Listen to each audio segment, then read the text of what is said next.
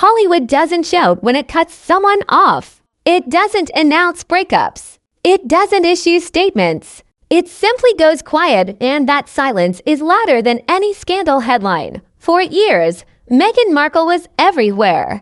Red carpets, magazine covers, streaming deals, elite interviews, a list endorsements. She wasn't just present, she was positioned. Positioned as the new voice, the modern royal, the disruptor with credibility, access, and moral authority. Hollywood embraced her quickly, almost eagerly. Oprah Winfrey handed her the biggest interview platform in the world. Netflix signed a 9-figure deal. Spotify built an entire podcast brand around her voice. Tyler Perry offered personal support, not just professional backing. This wasn't casual celebrity interest. This was elite endorsement. And then, something changed, not suddenly, not dramatically, but unmistakably. The invitations slowed. The collaborations stopped. The public praise disappeared. And the names that once stood beside her began fading into silence. No public feuds. No open criticism. Just distance. And in Hollywood, distance is never accidental. This isn't about one failed project or one bad headline. It's about a pattern, a quiet recalibration happening behind closed doors. When powerful people stop attaching their names to you, it usually means one thing: the value exchange no longer works. To understand why Hollywood elites have gone quiet on Meghan Markle, you have to understand how Hollywood actually operates, because it doesn't run on emotion, sympathy, or morality. It runs on trust, consistency, and return on investment. At first, Meghan offered something incredibly rare: proximity to royalty combined with a Hollywood skill set. She was a bridge between worlds: British monarchy and American media, tradition and activism, celebrity and institutional power. That combination was gold. She didn't just bring attention. She brought legitimacy. Studios, publishers, platforms weren't just buying content, they were buying credibility. But credibility is fragile. Hollywood gives you very little time to prove that you can deliver without friction. And once debts creep in, they don't get discussed publicly. They get logged privately. Insiders describe the early excitement around Meghan as genuine. Executives believed she would evolve into a long-term cultural figure, someone who could anchor projects, draw audiences, and remain relatively low maintenance. That last part matters more than people realize. In elite spaces, talent isn't judged only by brilliance. It's judged by how difficult it is to work with you. Over time, the feedback began to shift. Projects moved slowly. Creative processes became rigid. Control became a recurring issue. Multiple reports from different outlets painted the same picture. Teams felt managed rather than collaborated with. Ideas were filtered heavily. Narratives had to be approved, revised, softened, reframed. This isn't unusual once or twice, but when it becomes consistent, it raises alarms. Hollywood doesn't mind strong personalities. It minds unpredictability. Spotify executives were unusually candid when their deal ended. One senior figure publicly labeled the partnership unproductive. That wasn't emotional language, it was operational. Translation: expectations weren't met. And when expectations aren't met at that level, word spreads quietly but fast. Netflix didn't cut ties publicly, but their behavior spoke volumes. Projects stalled. Announcements slowed. Momentum vanished. That's not punishment, that's disengagement. In Hollywood, when a platform believes in you, it pushes you forward. When it doesn't, it lets the clock run out. Then there's Oprah, perhaps the most telling silence of all. Oprah Winfrey does not abandon people loudly. She simply stops returning the favor. After delivering one of the most watched interviews of the decade, there was no follow-up collaboration. No second sit down. No visible advocacy. No public defense when criticism intensified. Oprah's silence isn't personal, it's strategic. She protects her credibility above everything. When she steps back, it's because continuing forward carries risk. The Obamas followed a similar pattern. Initial warmth, public goodwill, then distance. Their production company kept moving, just without the Sussexes. Again, no drama, just separation. Tyler Perry's shift was quieter, but equally significant. Once deeply supportive, he gradually stepped out of the spotlight surrounding Meghan and Harry. In elite circles, personal favors are currency. When they stop being exchanged, it signals a recalculation. So what changed? The answer isn't scandal. It's saturation. Meghan's story became too familiar. The themes repeated. The messaging stayed fixed. Hollywood thrives on evolution, on reinvention that feels organic, not strategic. Over time, her appearances began to feel curated rather than compelling. Every moment carried intention. Every narrative arrived prepackaged.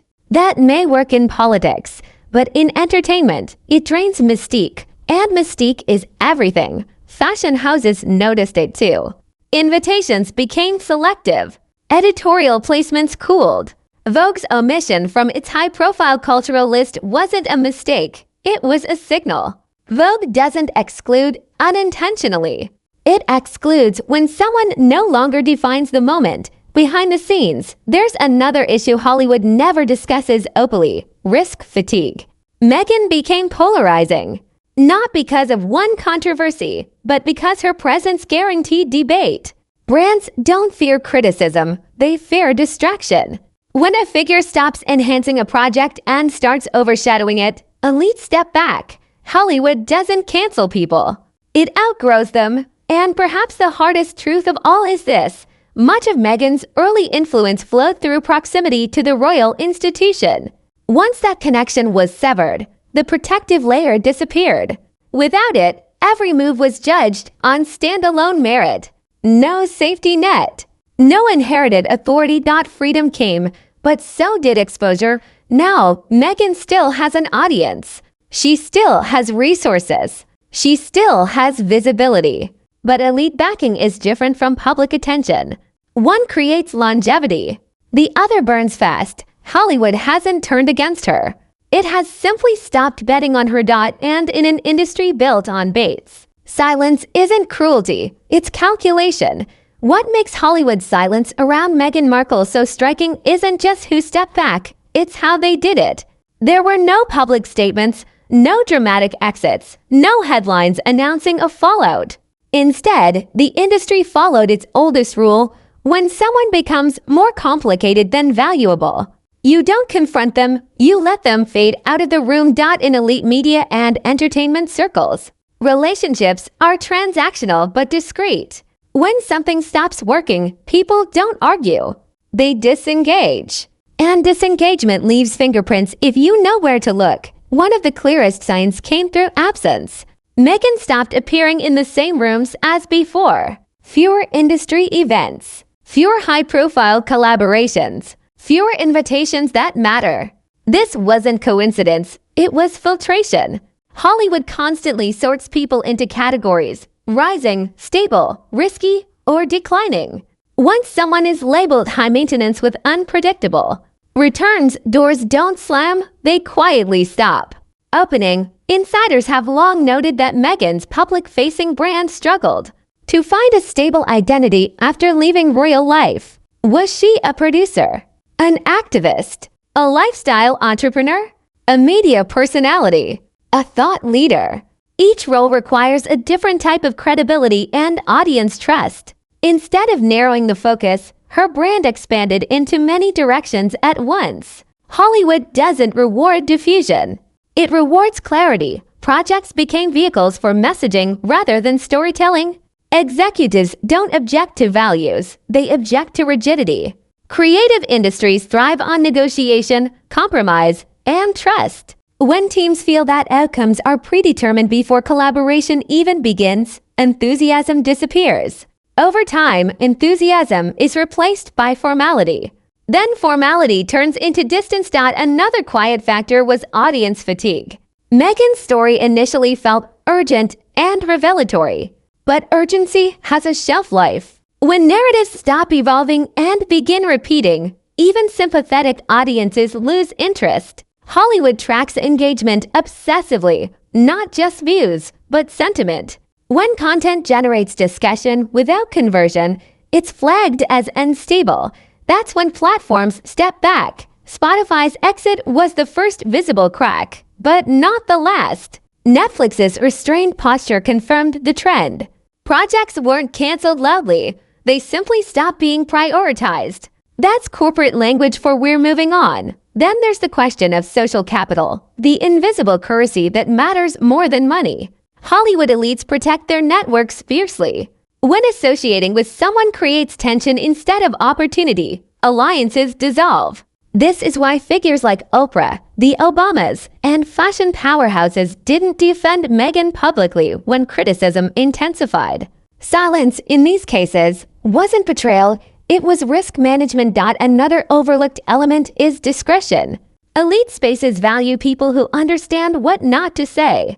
Over time, Meghan's openness, once praised as honesty, began to feel like unpredictability. Institutions don't fear truth.